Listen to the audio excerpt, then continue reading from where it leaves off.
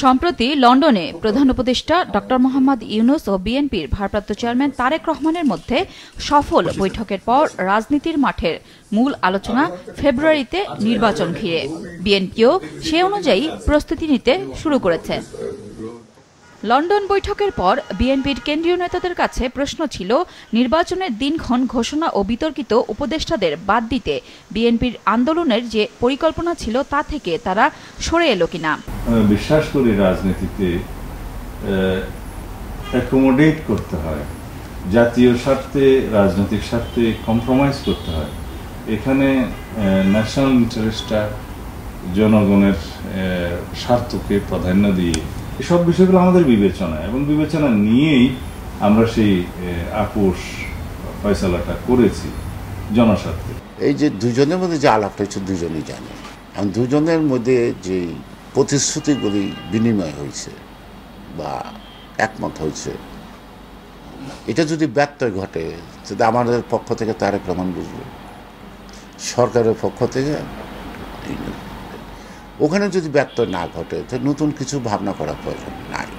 দলের সিনিয়র এই দুই নেতা বলেন, তারা এখন অপেক্ষা করছে নির্বাচন নিয়ে সরকারের পদক্ষেপের জন্য। তবে বিএনপি এখন বেশি নজর দিচ্ছে জাতীয় নির্বাচন ও বিভিন্ন এলাকার সম্ভাব্য প্রার্থীদের দিকেও। পাশাপাশি তারা সক্রিয় থাকবে সংস্কার আলোচনাতেও। সংস্কার এবং বিচারের সাথে নির্বাচনের কোনো সম্পর্ক নেই। সংস্কারও চলমান প্রক্রিয়া।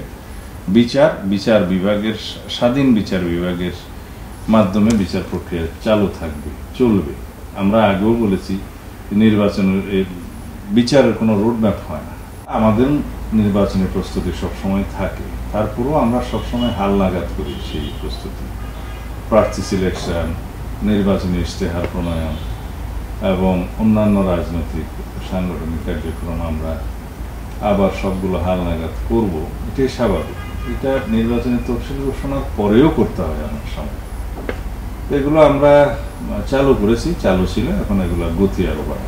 বিএনপির একটা আভ্যন্তরীণ চ্যালেঞ্জ আছে, এই নির্বাচনে প্রার্থীর অভাব নেই, একাধিক বা ততোধিক প্রার্থী সবাই যার যার মতো এই রাস্তায় হাঁটতেছে। এটাকে আমাকে একসঙ্গে আনা, হাঁটতে হবে একসঙ্গে, দৌড়ে যে ফার্স্ট হবে সে মনোনয়ন পাবে। নির্বাচনের পাশাপাশি বর্তমানে আরও আলোচনা হচ্ছে তারেক রহমানের ফেরা নিয়ে। এ নিয়েও প্রশ্ন ছিল বিএনপির এই দুই নেতার কাছে। তারেক রহমানের জন্য অনেকে অপেক্ষা করছে, আমজনতা, তার শত্রুপক্ষ বা বিএনপির শত্রুপক্ষ, সেটা উনি নিজেও ভালো বোঝেন।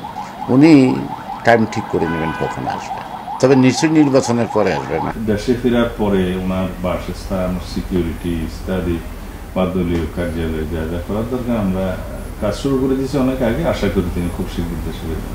গুঞ্জন আছে আগামী মাসেই দেশে ফিরতে পারেন তারেক রহমান। খালেদা জিয়ার বর্তমান বাসভবন ফিরোজার পাশেই গুলশান ২ নম্বর এভিনিউ রোডের ১৯৬ নম্বর বাড়িটি প্রস্তুত করা হচ্ছে তারেক রহমানের জন্য।